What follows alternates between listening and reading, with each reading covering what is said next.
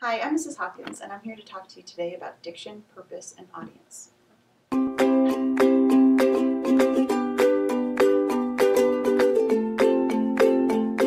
For some of my students, understanding diction, purpose, and audience can really stumble them.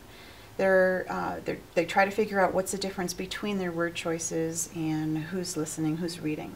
So this lesson is going to tell you a little bit more about that. So diction, first of all, is your word choice. In order to know what words are appropriate, you need to know your purpose for writing. And the way that you determine the purpose for writing is through audience, your genre, your goal, and your level of formality. Okay, so for example, if you are writing a short story for your little brother or sister, you will need to use diction that he or she will understand. With that purpose in mind, you will need to choose an appropriate narrator, first, second, or third person point of view, as well as choose sentence variety and length for the siblings' reading level. So here's a little bit of a story example for a 7-year-old. Tommy always woke up early. He loved feeding Midas his goldfish. When he finished, he turned on the television. Tommy watched his favorite show, The Power Rangers, because he wanted to be a hero. So notice that that story is pretty basic. It is a third-person narrative meant for a young child learning to read. The pronouns he and his replace Tommy. And the sentences and word choice reflect that reading level. They're shorter sentences, the vocabulary is age appropriate, so not a lot to the story, but it is appropriate for a 7-year-old. But now here's the same story for an adult. Notice the differences in diction as well as sentence length.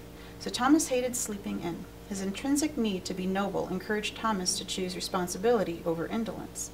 As a 7-year-old boy, his parents entrusted him with the important chore of feeding Midas, the family goldfish. Thomas would never forget to feed Midas, not after the debacle with Goldie. Seeing his first charge floating at the top of the tank after 3 days of not being fed was enough for Thomas to take his obligation more seriously. The second part of his morning ritual consisted of Thomas's one luxury. He watched the Power Rangers.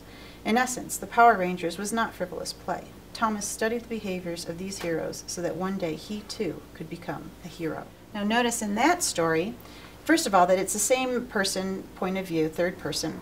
It is meant for an adult. The pronouns he and his still replace the main character's name, but this time the name is Thomas, not Tommy. However, the sentences and word choice reflect a mature reading level. So we have longer sentences, we have punctuation that reflects a more mature reading level, we have semicolons and colons, we have some transitional phrases that an adult can understand better. So all of those things contribute to our purpose and our audience. So if we compare the two, we have the differences in diction, even the character's name, Tommy versus Thomas. We have sentence length and style, and punctuation between the two stories. All of those things are completely different because of who our audience is.